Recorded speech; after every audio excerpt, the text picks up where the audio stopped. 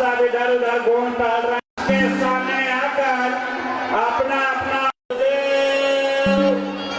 आप सब अनभिज्ञता में, गैर जानकारी में अगर भाव हो तो दोहराइएगा, नहीं तो अंतर में गुनगुनाते हुए चिंतन मनन जरूर करिएगा कि इससे समझने लगे सत्संग में महात्मा शरीर किस काम के लिए मिला है, उस उद्देश्य को समझा करके रास्ता बताते हैं, कितना आपके काम आएगा। इसी ओर इशारा करती ये चेतावनी आपके सामने प्रस्तुत है। सुनिए, दोहराइए और चिंता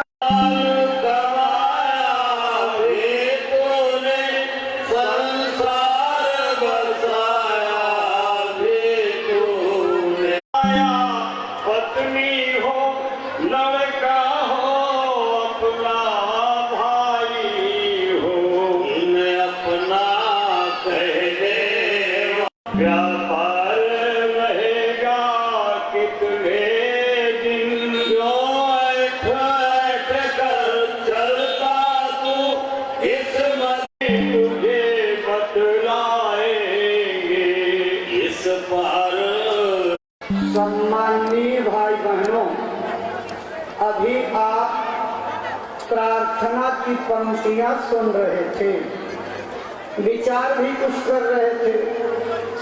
तभी हमारी किताबों में लिखा हुआ है, बड़े भाग मानुष्टन पावा, सुर दुर्लभ सदग्रंथन गावा। भाई बहनों, उम्र सारी जिंदगी में किसी कथा भागवत कीर्तन में आज तक नहीं सुनने को मिला होगा। सत्संग के बीच में महाराज जी आपको अनमोल दौलत बांटेंगे। तो क्या है, यानी इस कलयुग में अगर कोई भावसागर से पार जाना चाहता है, वो सिर्फ और सिर्फ नाम योग की साधना से पार जा सकता है, दूसरा और कोई उपाय नहीं है। इतनी बड़ी महिमा जिस साधना की है, और जिस नाम योग साधना से जीव भाव पार चला जाए, ईमानदारी और सच्चाई के साथ करिए।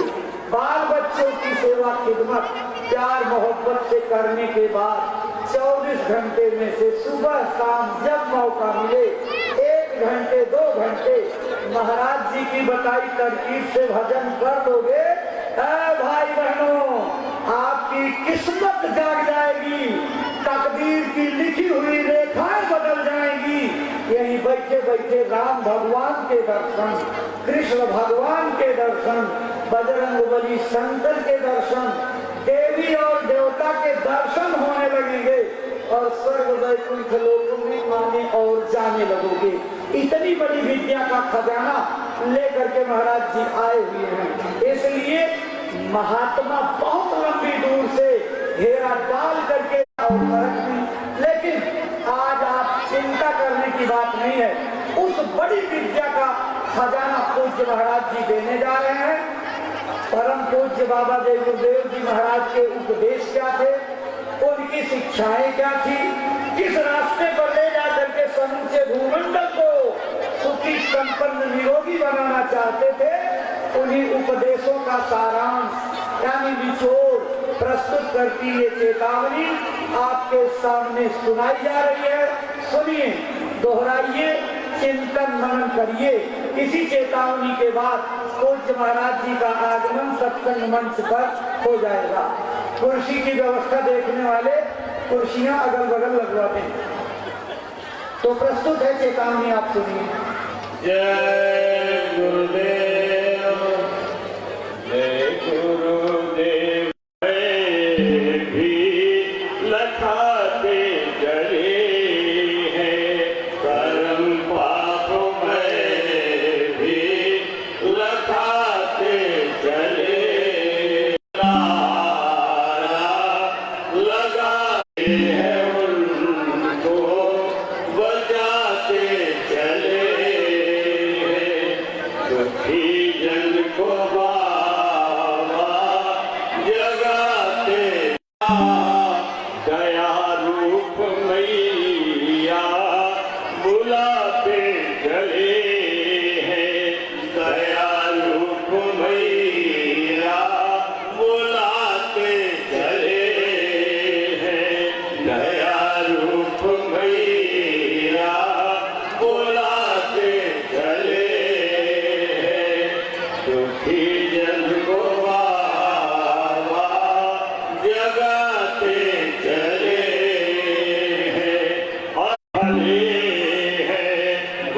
बचाने को आए बचेंगे भले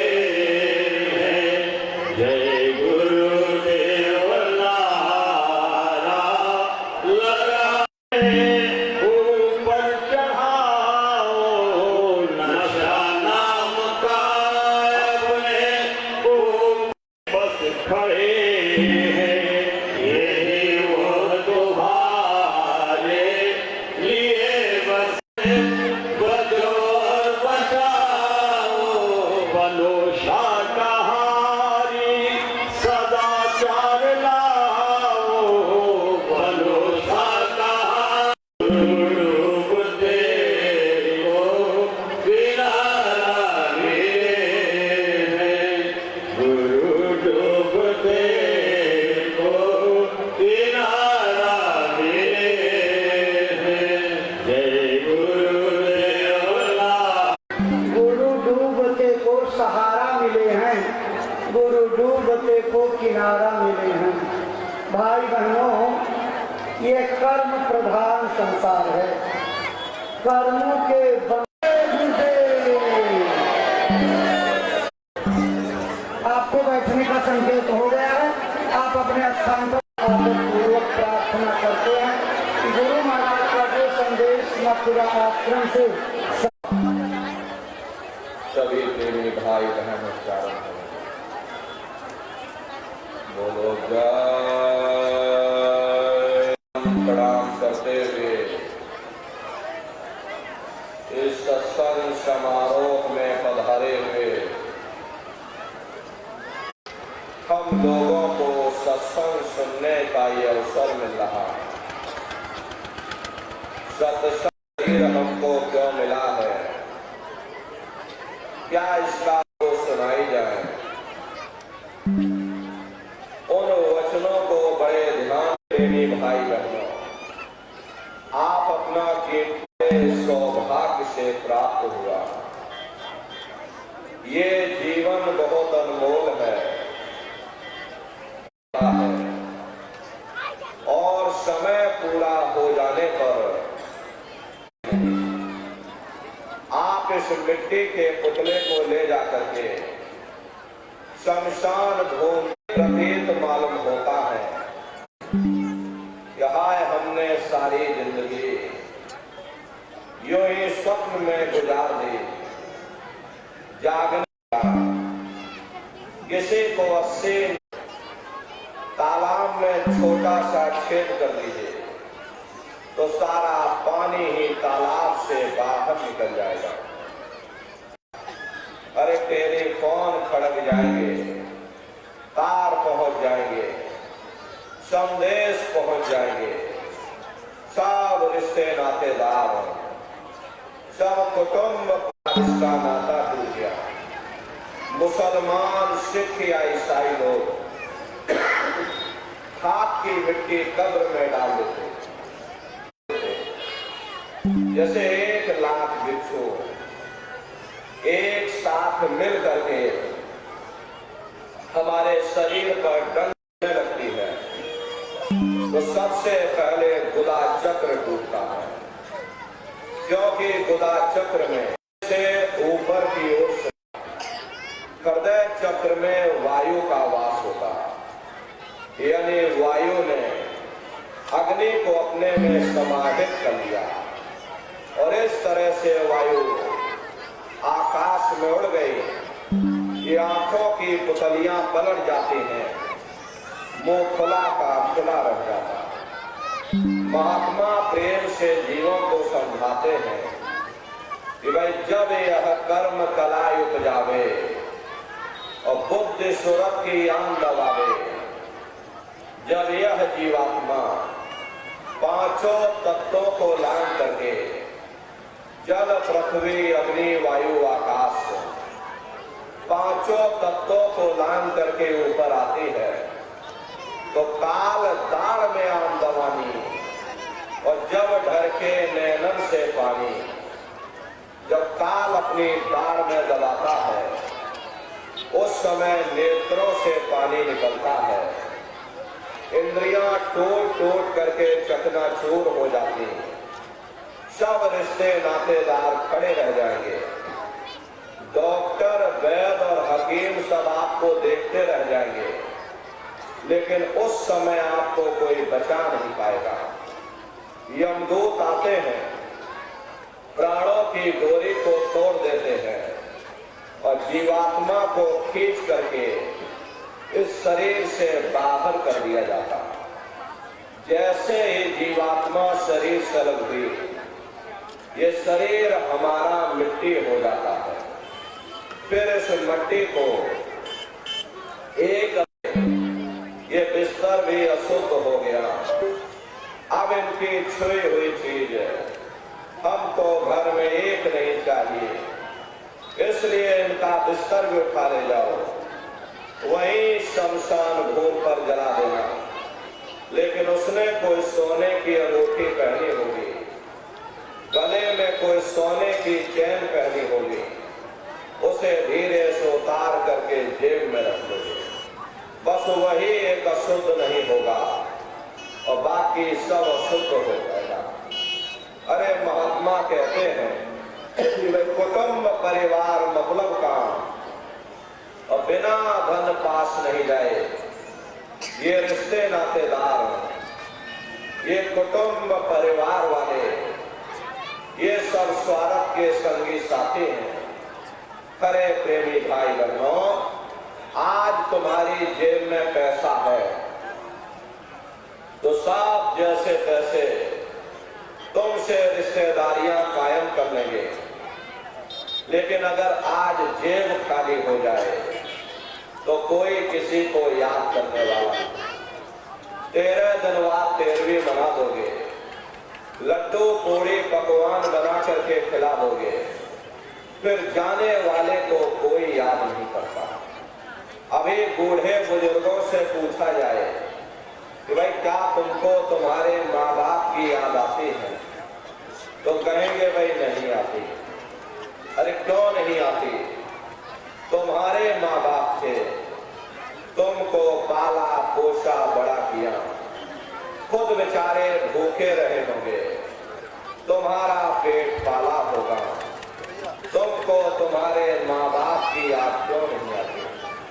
क्योंकि तुम्हारे सामने तुम्हारे लड़के बच्चे हो गए, तुम्हारे नाती पोता पंथी और संती हो गए, इसलिए तुम अपने माँ बाप की यादों को धीरे धीरे भूल गए और नई यादों में धीरे धीरे बस गए। ऐसे ही प्रेमी भाई बहनों, एक दिन सब तुमको भी भूल जाएंगे। कोई किसी को यहाँ याद करने वाला नहीं। ये कहानी तो शमशान भूमि पर समाप्त हो गई। उधर देखो क्या होता, तुम्हारी जीवात्मा को ले जा करके ऊपर धर्मराज की कचहरी में पेश कर दिया जाएगा। वहां पलक झपकते ही तुम्हारे अच्छे बुरे कर्मों का हिसाब किताब हो जाएगा। धर्मराज तुमको सजा सुना देंगे, ले जाओ इनको फलाने नर्क में डाल दो, क्योंकि मैंने इनको मौका दिया था। जब ये माँ के घर में उल्टे लटके हुए थे, सिर इनका नीचे था और पैर इनके ऊपर थे, उस समय इन्होंने मुझसे प्रार्थना की थी कि हे मालिक, मुझे एक बार मौका दे दो, मुझे एक बार ये मनुष्य शरीर दे दो, हम भजन करेंगे, भक्ति करेंगे, हम अपनी जीवात्मा का कल्याण करेंगे। तो मैंने इनकी प्रार्थना को स्वीकार कर लिया और इनको मैंने सुंदर सा ये मनुष्य शरीर दे दिया और कह करके मैंने भेजा था कि भाई ये मनुष्य शरीर ये किराए का मकान है, ये तुम्हारा अपना नहीं है। अगर ये तुम्हारा अपना होता तो हमेशा तुम्हारे पास रहता, ये तुम्हारा अपना नहीं। ये मैंने तुमको कुछ समय के लिए किराए का मकान दिया है। हाँ, तुम अपनी जीवात्मा को मेरे किराए के मकान में बैठा करके और मालिक की भक्ति करके अपनी जीवात्मा का कल्याण करा लेना। मैंने कुछ समय के लिए तुम सबको एक किराए का मकान दिया है। जब समय पूरा होगा तो मैं अपने सिपाहियों को भेजूंगा और उस समय पर तुम मेरे मकान को खाली कर देना। लेकिन इतना ध्यान रखना कि जैसा साफ सुथरा मैंने तुमको एक किराए का मकान दिया है, वैसा ही साफ सुथरा तुम मुझको वापस लौटाना। लेकिन इस किराए के मकान में बैठ करके इन्होंने अच्छे बुरे कर्म कर डाले। मेरे किराए के मकान को इन्होंने अपने कर्मों से गंदा कर दिया, इसलिए कर्मों की सजा इनको मिलेगी। ले जाओ इनको फलाने नरक में डाल दो। महात्मा कभी झूठ नहीं बोलते। महात्माओं ने जब साधना किया और साधना करके जब ऊपर गए और ऊपर जा करके जब उन्होंने नरकों का हाल देखा तो हमारी आपकी जानकारी के लिए उन्होंने धर्म ग्रंथों में लिख दिया, लोह के खम्भ तपत के माही और जहां जीव को ले चुकाई वहां लोहे के खंभे अग्नि से धधक धधक कर लाल हो रहे। ऐसे छोटे जीवों को उन खंभों में चिपकाया जाता है। जीव हाय हाय करके तड़पता है। तड़प तड़प जीव जुल्म बुखारी और तपत खम्भ दुखी उपजे भारी। असहनीय वेदना होती है, असहनीय दुख दर्द होता। जीव वहां रोता और चिल्लाता रहता। लाखों लाख योजन मेल तक तुम्हारे रोने और चिल्लाने की आवाज जाती है, लेकिन प्रेमी भाई बहनों, वहां कोई तुम्हारी पुकार सुनने वाला नहीं है। कोई तुम्हारी दर्द भरी आवाज को सुनने वाला नहीं। ये दुर्दशा क्यों हो गई? क्योंकि हम लोग मनमुखी हो गए, मन के कहे पर चलने लग गए। मन के कहे पर चल करके अच्छे बुरे कर्म करने लग गए। कर्मों का ये जखीरा अंबार के अंबार हमने अपने सिर पर लाद लिए। आज उन्हीं कर्मों का भोग पा रहे। अरे महात्मा कहते हैं कि भाई नर के अनेक और हैं, कहाँ लग कहो बखान, दुख भोगते यह जीव जो जाने जो भोग समान। कहते एक नर्क नहीं, ऐसे वहां पर अनेकों अनेक नर्क बने हुए, अलग अलग छोटे पाप कर्मों के वहां पर अलग अलग नर्क बने हुए। कुंभी नर्क निदान यह है, बड़े जीव जग जाए और सिर समेत डूबा रहे सदा नर्क के माही।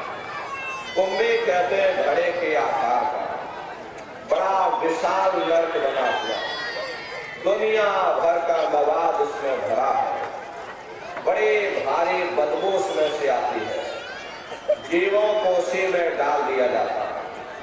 जब ही नर्क से ऊपर काढ़े और तभी ऊपर जूती जब मारे, जैसे ये जीव श्वास लेने के लिए अपने सिर को बाहर निकालता, ऊपर यमदूत खड़े रहते, नोकदार भालों से प्रहार कर देते। ये फिर उसी में डूब जाता है, युगों युगों तक डूबा रहता है।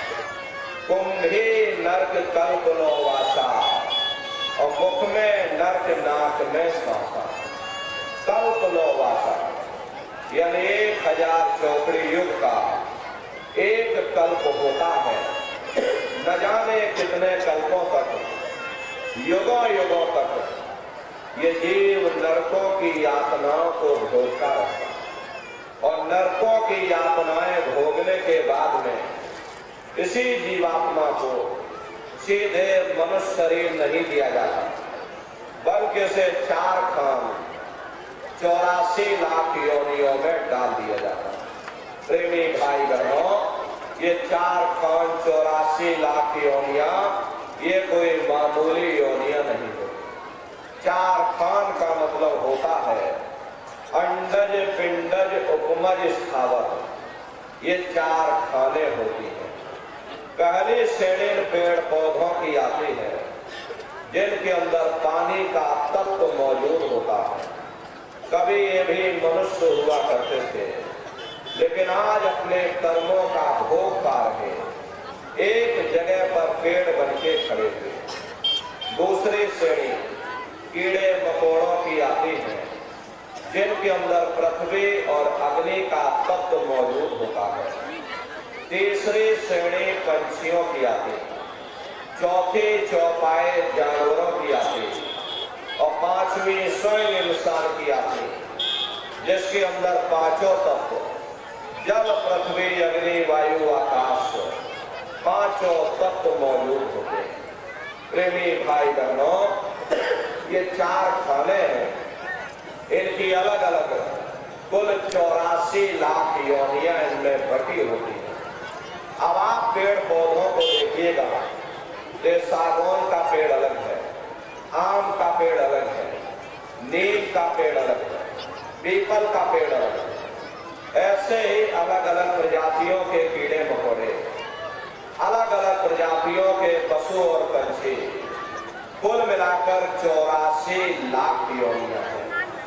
हम दुनिया के जीव नरकों की यातनाओं को भोगने के बाद में इन्हीं 84 लाख योनियों में डाल दिया जाता है। मामूली कष्ट नहीं होता। अरे हमको आपको गर्मी लग गई तो हम लोग देखो छाया में आ गए, सर्दी लग गई कंबल रजाई हो गया, भूख लग गई रोटी खा ली, बीमार हो गए अस्पतालों में चले गए, अपना अपना इलाज करवा लिया। लेकिन देखो उन जानवरों को, क्या गर्मी, क्या सर्दी, क्या बरसात, एक एक रोटी के टुकड़े के लिए बेचारे दर बदर रोड पर भटकते रहते। किसी का हाथ कट गया, किसी का पैर कट गया, किसी को जीते जी काट डाला, मुर्गी की गर्दन ही मरोड़ डाली। और उनको भी दर्द होता है, उनको भी तकलीफ होती है, लेकिन वे बेचारे बेजुबान हैं, कुछ बोल नहीं पाते हैं, कुछ बता नहीं पाते हैं। हम लोगों के अंदर ये जुबान है, हम लोग बोल बता देते हैं, वे सिर्फ रोते और चिल्लाते रहते हैं। अरे मादा बिच्छू होती है, मादा बिच्छू की मौत कैसे होती है? मादा बिच्छू जब अपने बच्चे को जन्म देती है तो उसी के बच्चे अपनी भूख को मिटाने के लिए अपनी मां की पीठ पर चढ़ जाते हैं और उसी के मांस को नोच नोच करके खाते हैं। वो तड़पती रहती है, कराहती रहती है, लेकिन जब तक हड्डी हड्डी न बच जाए उसके बच्चे अपनी मां की पीठ से नीचे नहीं उतरते। ऐसे न जाने कितने जीव जंतु इस संसार में भरे पड़े हुए। अरे कई जन्म भय कीट पतंगा, कई जन्म भय मीन कुरंगा, कई जन्म पंखी सरफोयो, कई जन्म है वर वृक्ष जोयो, मिल जगदीश मिलन की बलिया और चिरंकार यह देश सजरिया। करोड़ों करोड़ युगों से हम आप नरकों की यातनाओं को भोगने के बाद में फिर कभी कीड़े पतंगों की योनि में, कभी पेड़ पौधों की योनि में, तो कभी पशु और पंछियों की योनि में खाने पीने ऐसो इसरत में अपने कीमती समय को और श्वासों की पूंजी को बर्बाद कर देता है। तो महात्माओं ने इस पंच भौतिक शरीर को सच्चा हरि मंदिर कहकर याद किया कि हरि मंदिर यह शरीर है, ज्ञान रतन प्रकट हुए, ये असली हरि मंदिर है। जब भी वो परमात्मा मिलेगा इसी हरि मंदिर के अंदर मिलेगा। इसी पंच भौतिक शरीर को ईसा मसीह साहब ने टेम्पल ऑफ लिविंग गॉड, यानी जिंदा ईश्वर का मंदिर कहा। इसे पंच भौतिक शरीर को मुसलमान फकीरों ने कुदरती काबा कहकर याद किया। इसी पंच भौतिक शरीर को गुरु नानक साहब ने नर नारायणी देह कहकर याद किया। ये वो देह है जिसमें नारायण स्वयं विराजमान है। वो नारायण जब भी मिलेंगे तुम्हें तुम्हारे अंदर मिलेंगे। यही कबीर साहब ने लिखा है कि जो तिल माही तेल है, जो चकमक में आग, तेरा साईं तुझ में और जाग सके तो जाग। जिस तरह से तिल में तेल होता है, पत्थर में अग्नि होती है, ठीक उसी तरह से वो मालिक हर एक के घट घट में, हर एक के वजूद के अंदर बैठा हुआ। यही आपकी धर्म पुस्तकों में भी लिखा है, अरे मोको का ढूंढे रे बंदे, मैं तो तेरे पास में, और ना तीरथ में ना मूरत में, मैं तो हूँ विश्वास में। ना मैं तीरथ में मिलूंगा, ना मैं मूरत में मिलूंगा, ना मैं अपने किसी कर्म कांड में मिलूंगा, ना मैं ग्रंथों में मिलूंगा, ना मैं पोथियों में मिलूंगा, और ना ही मैं किताबों में मिलूंगा। चाहे सारी उम्र बैठ करके तुम गा बजा करके किताबें पढ़ते रहो, अरे मैं जब भी मिलूंगा तो मैं तुम्हारे अंदर मिलूंगा।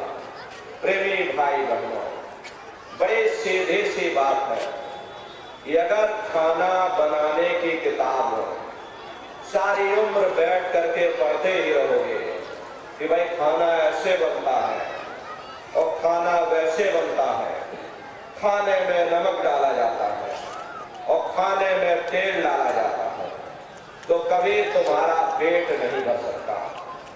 जब तक आप खाना बनाओगे नहीं, उसे स्वयं खाओगे नहीं, कभी तुम्हारा पेट नहीं भर सकता।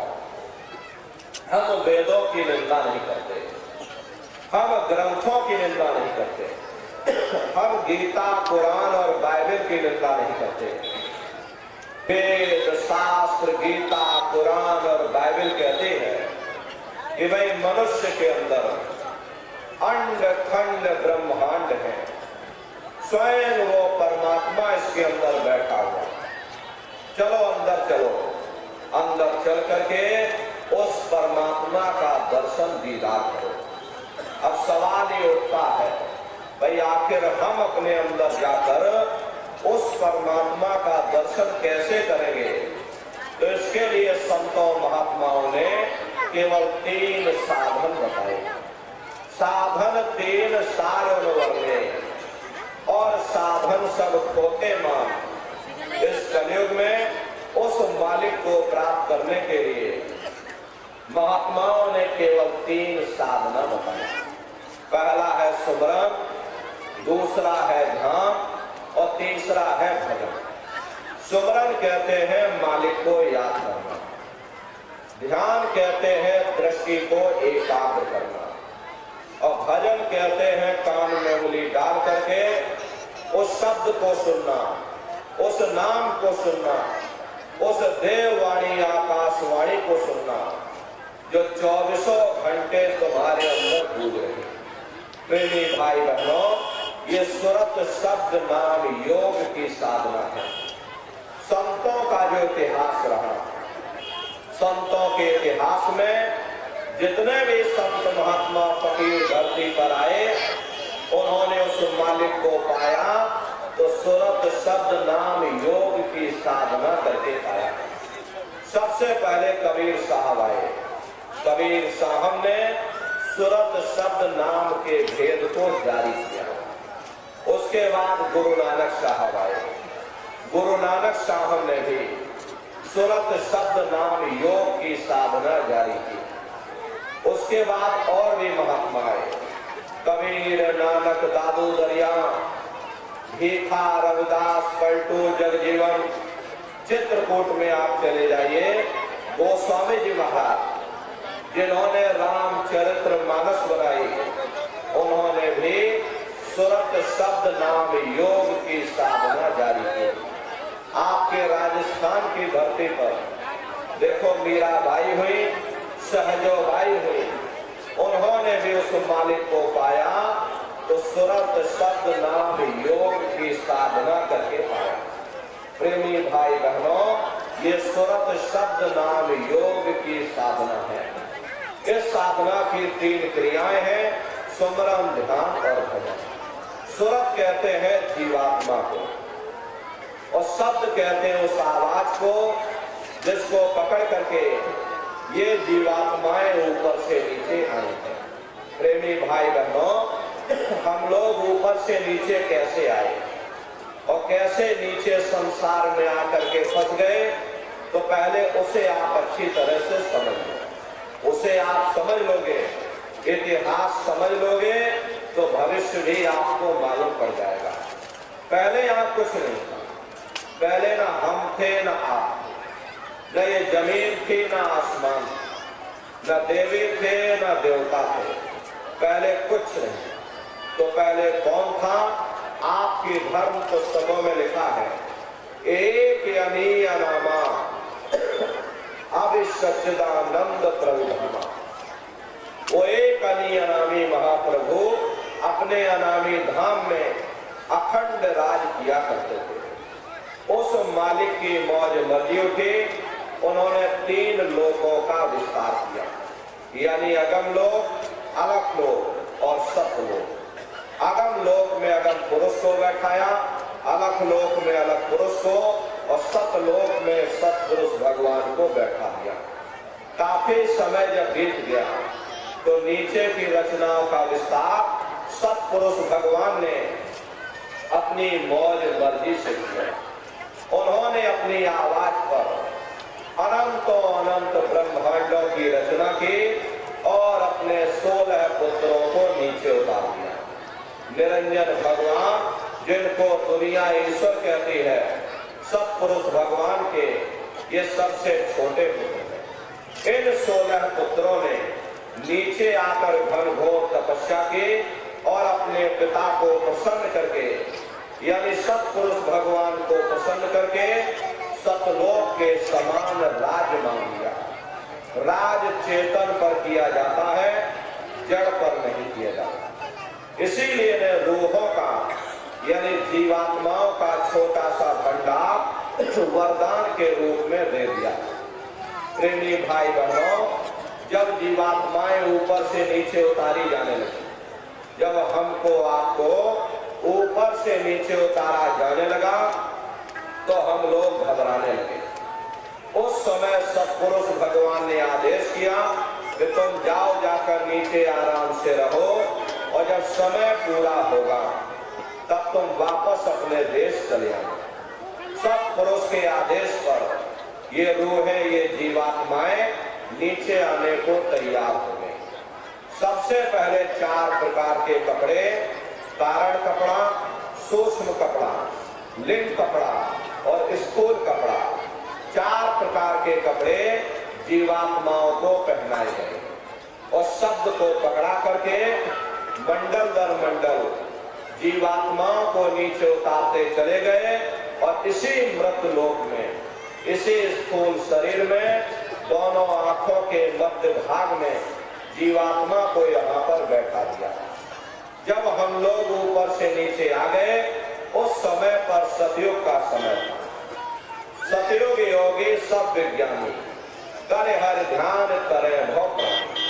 उस समय सब ज्ञानी और विज्ञानी थे, सबकी आंख कान खुली हुई थी, रोज मालिक का दर्शन करते थे, रोज आते रोज जाते थे और जब समय पूरा हो जाता था ये जीवात्माएं अपने देश वापस लौट जाती थी, फिर लौट करके मृत लोक में कभी वापस नहीं आती। ऐसे न जाने कितनी जीवात्माएं वापस अपने घर लौट गई।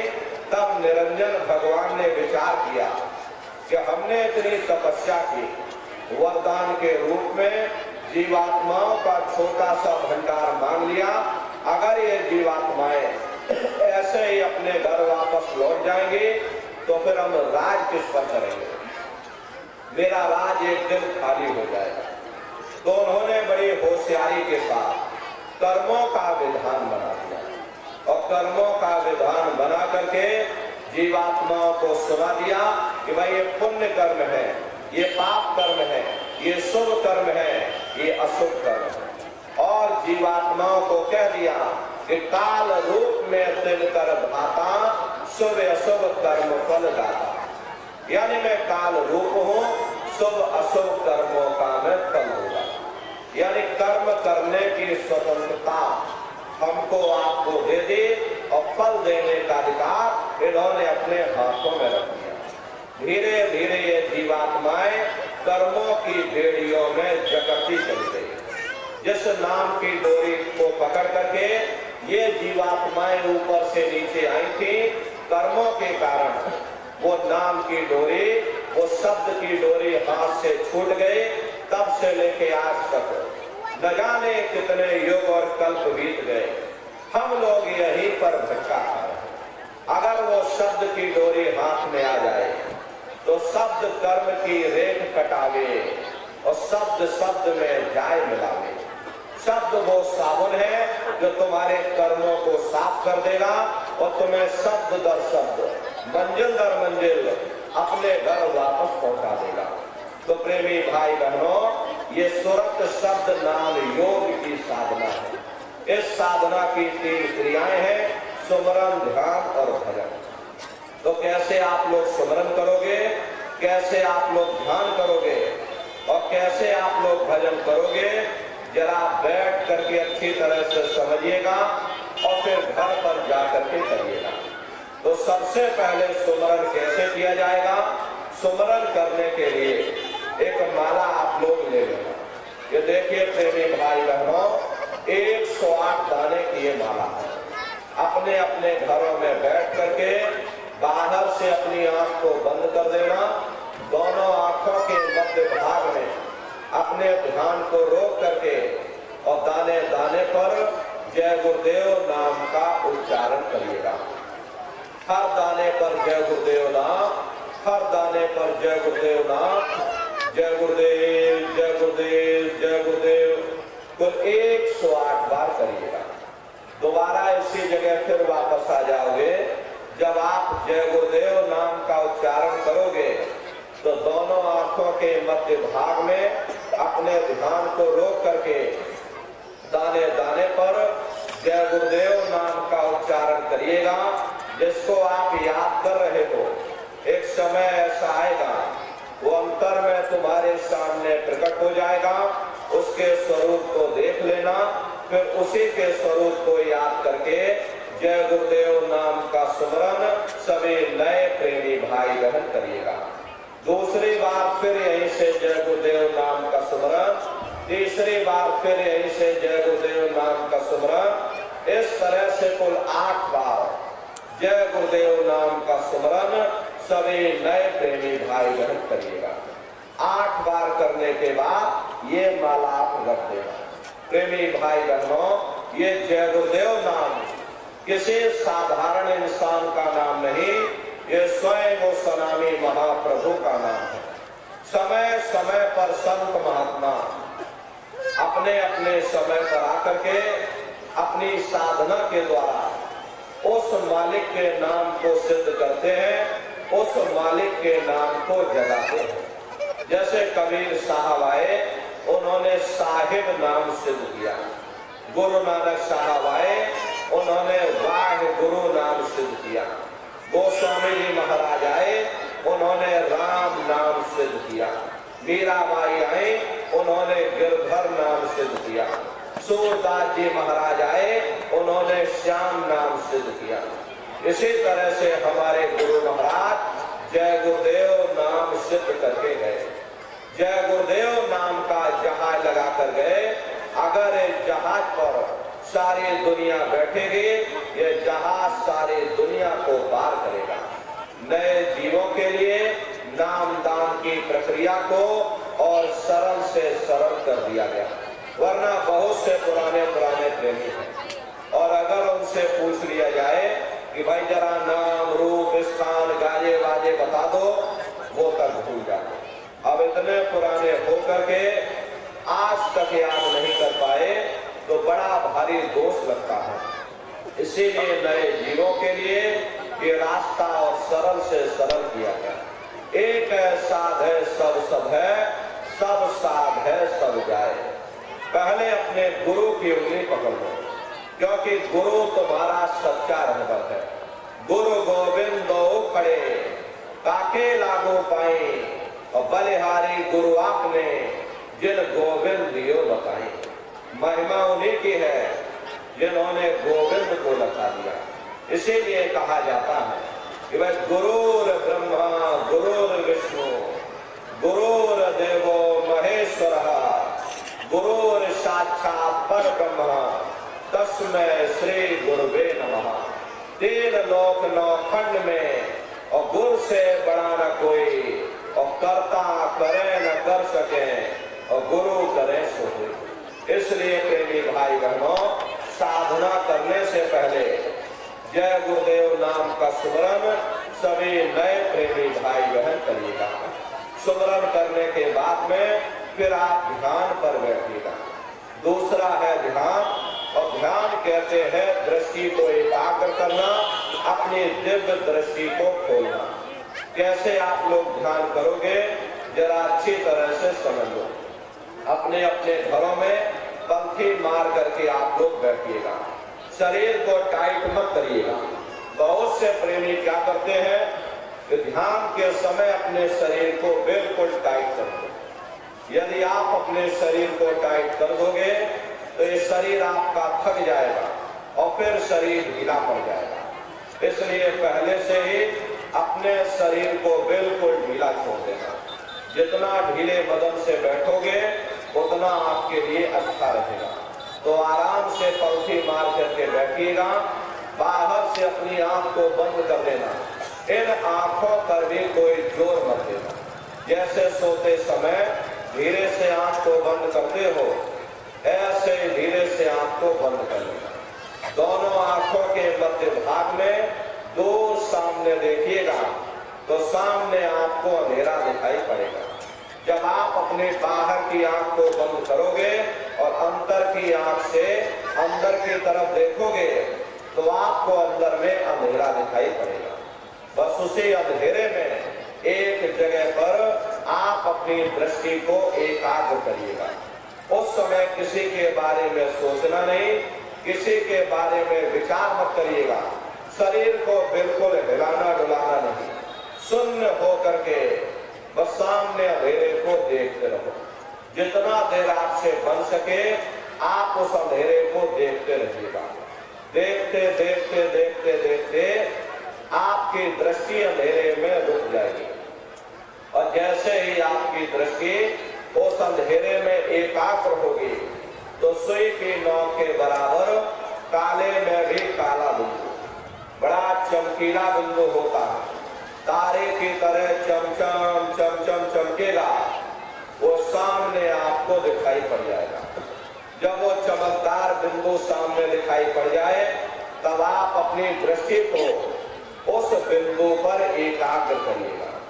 जब आप अपनी दृष्टि बिंदु पर एकाग्र करोगे तो बिंदु के चारों तरफ से बड़ा भारी प्रकाश निकलेगा। चक्र की तरह से बहुरंगी प्रकाश होगा। वो प्रकाश धीरे धीरे बड़ा होता चला जाएगा। साधक इतना मोहित हो जाता है कि बिंदु को तो छोड़ देता है और दाएं बाएं प्रकाश को देखने में लग जाता है। जब आप दाएं बाएं प्रकाश को देखने में लग जाओगे, जो कि प्रकाश उस बिंदु से निकल रहा है, और आपने बिंदु को छोड़ दिया, प्रकाश को देखने में लग गए, तो प्रकाश भी गायब हो जाएगा, वो बिंदु भी गायब हो जाएगा और फिर अंतर में अंधेरा छा जाएगा। इसलिए दाएं बाएं बिल्कुल मत देखिए। आपका निशाना उस बिंदु पर टिका रहे जिसमें से वो प्रकाश निकल रहा है। वही बिंदु दरवाजा है, वही बिंदु खिड़की है। उसी को हरि का द्वार यानी हरिद्वार कहा गया। जब एक टक हो करके आप उस बिंदु को देखते रहोगे तो वो बिंदु फट जाएगा, वो दरवाजा खुल जाएगा ये शिव नेत्र खुल जाएगा, ये दिव्य दृष्टि खुल जाएगी और आप दरवाजे के अंदर दाखिल हो जाओगे। एक बार प्रेमी भाई बहनों ये दिव्य दृष्टि खुल जाए, फिर क्या भूत, क्या भविष्य और क्या वर्तमान, कोई भेद आपसे गुप्त नहीं रहेगा। लाखों वर्ष पहले क्या हुआ था, भविष्य में क्या होने वाला है, आप बैठ करके ध्यान में सब कुछ देख सकते हो। तो यह ध्यान करने का तरीका। और तीसरा है भजन। गाने बजाने का नाम भजन नहीं है, नाच गाना ढोल मजीरा का नाम भजन है। भजन कहते हो उस रूहानी आवाज को सुनना जो 24 घंटे तुम्हारे अंदर गूंज रही, उस शब्द को सुनना, उस नाम को सुनना जिसको पकड़ करके ये जीवात्मा 24 घंटे गूंज रहा। तो उसी घंटे संग की आवाज, वो घंटे संग की आवाज तुम्हारे सब की आवाज गूंजने लग जाएगी। बड़े घनघोर आवाज होती है, बड़े मधुर वो आवाज होती है। ये जो दुनिया के में लीन रहते थे वो नाम का नशा, वो ध्यान का नशा था, वो भक्ति का नशा। जब आप उस आवाज को सुनोगे तो आपको भी वो नशा चढ़ जाएगा, क्योंकि उस आवाज में चुंबक है। जब आप उस आवाज को सुनोगे तो वो आवाज आपको 4 दल का कवल है या वायु तत्व पाएगा। अरे वास्तव ऊपरी मंडल तुम्हारी जीवात्मा बैठी हुई, इसी 10वें दरवाजे पर बैठ करके रूपी घोंसले से निकल करके ब्रह्मांडों की सैर करेगी, देवी देवताओं के दर्शन करेगी, राम और कृष्ण के दर्शन करेगी। कृष्ण कौन है, ईश्वर कौन है, ब्रह्म कौन है, पार ब्रह्म कौन है, ये कहां पर रहते हैं, तो जरा संक्षिप्त में आप लोग समझिएगा। क्योंकि अगर हम लेकर के आवाज को सुनोगे तो सीटी जैसी आवाज आप सभी को सुनाई पड़ेगी। उस आवाज को आप लोग पकड़, सबसे पहले जो आपको लोक मिलेगा उसे महात्माओं ने शिवलोक कहा। शिवलोक वो तमोगुणी स्थान है, वहां के ऊपर विष्णु लोक आए। घंटे और शंख की आवाज को पकड़ करके रखना पड़ता है। यदि आपने उस आवाज को छोड़ दिया तो सेकंड भर आपको नहीं लगेगा, आराम से आप अपने शरीर में अपने अपने लोक में बैठ करके राज कर रहे। एक रचयिता है जो जीवों को रचता है, एक पालनहार है जो जीवों को पालता है, और एक संहार करता है जो जीवों को नष्ट कर देता है। एक का काम है घड़े को बनाना, एक का काम है घड़े की सुरक्षा करना, और एक का काम है घड़े को तोड़ देना। इनकी जो माता है वो आद्या महाशक्ति है। ब्रह्मा विष्णु महादेव लोक के ऊपर वो आद्या महाशक्ति का लोक आता है, और उसी लोक को पार करने के बाद सबसे पहला देश पड़ता है, या यूं कह लीजिए कि पहली राजधानी पड़ती है, जिसे महात्माओं ने सहस्र दल कवल कहा। वो राजधानी है। ये ब्रह्मा विष्णु महादेव के जो लोक है उस राजधानी के अंतर्गत आने वाले जिले हैं। आप इस तरह से समझिए जैसे आपके उत्तर प्रदेश की राजधानी लखनऊ है, लखीमपुर खीरी आपका जिला है, इसी तरह प्रेमी भाई बहनों वो सहस्र दल कवल राजधानी है। राजधानी का जो मालिक है वो निरंजन भगवान है। ये ब्रह्मा विष्णु महादेव ये निरंजन भगवान के ही पुत्र हैं, और ये आद्या महाशक्ति ये निरंजन भगवान की अर्धांगिनी है। और निरंजन भगवान स्वयं तीनों जिक्र किया है कि उल्टा कुआ गगन में तिसमें जरे चिरा और तिसमें जरे चिरा, बिना रोगन बिन बाती और 6 ऋतु 12 माह, जब रहे जो भी लिखा है वो सब अंतर का भेद लिखा है। लेकिन हम लोग बाहर मुखी क्रियाओं में फंसे हुए, इसीलिए प्रेमी भाई बहनों हम लोग रामचरित्र मानस के अर्थों को सही रूप में समझ नहीं पाते। उधर माज सुने नजराया, देखे बहु ब्रह्मा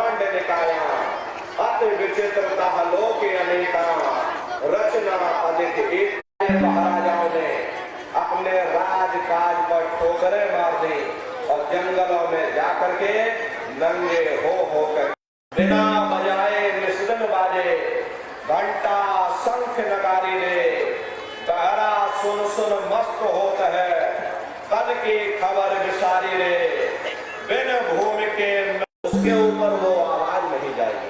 जब आप दूसरे मंडल पर चढ़ोगे तो दूसरे मंडल से दूसरा शब्द ऊपर से नीचे, महल में विद्यासारा, भरहर गरजे बजे नगारा और लाल वरण सूरज उजियारा।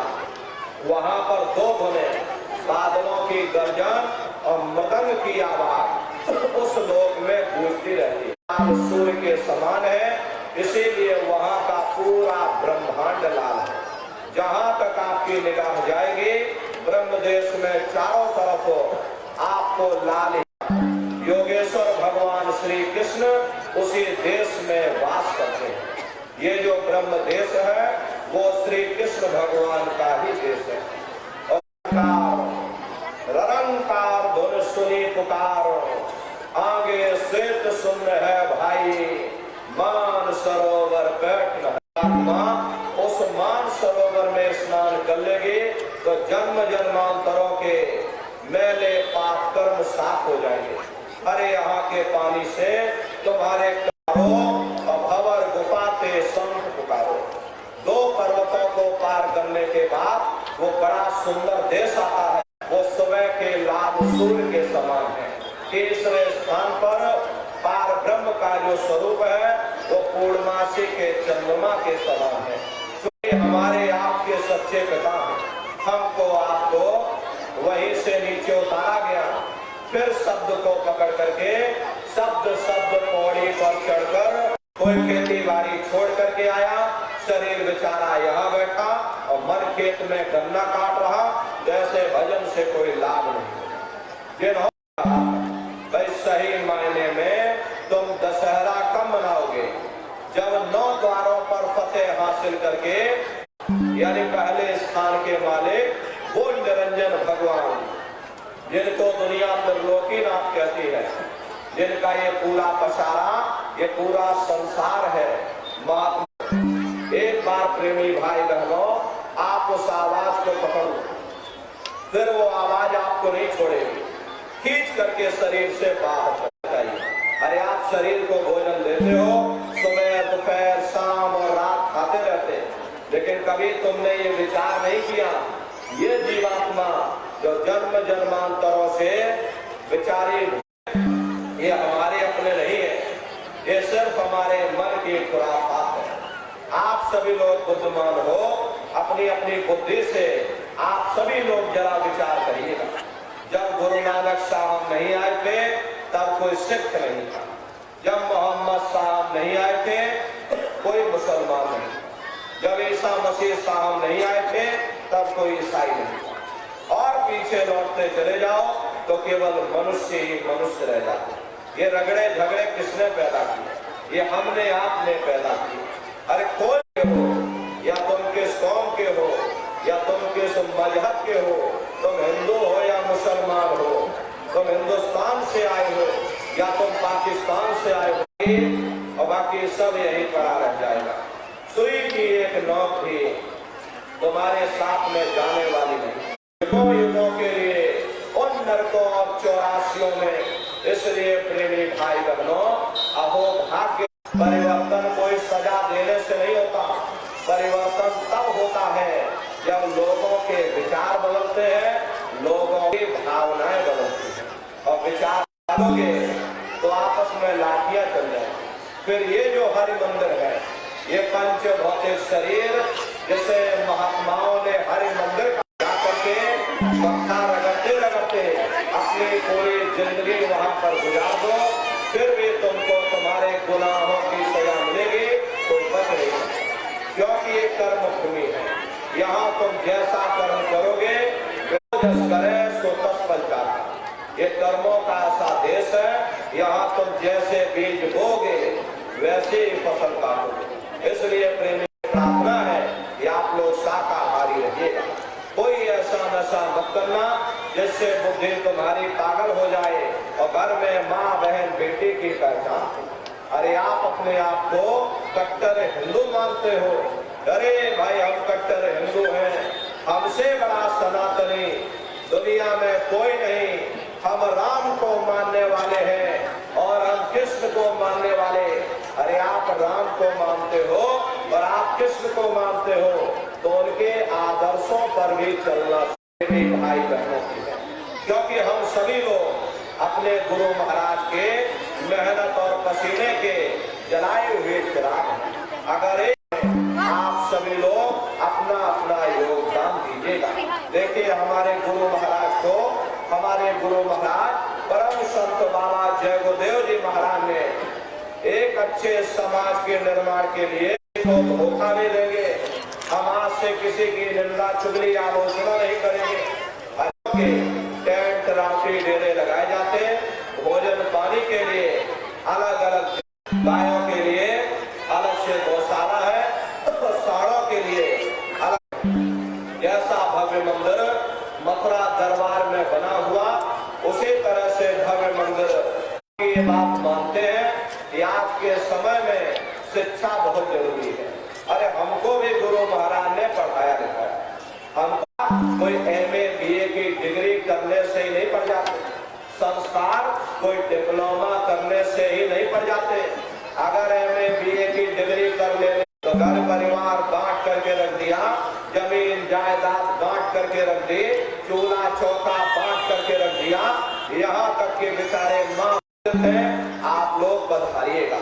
सुमरन ध्यान और भजन बराबर आप लोग करते रहे, उसके बाद ये समापन हो जाएगा। तो सभी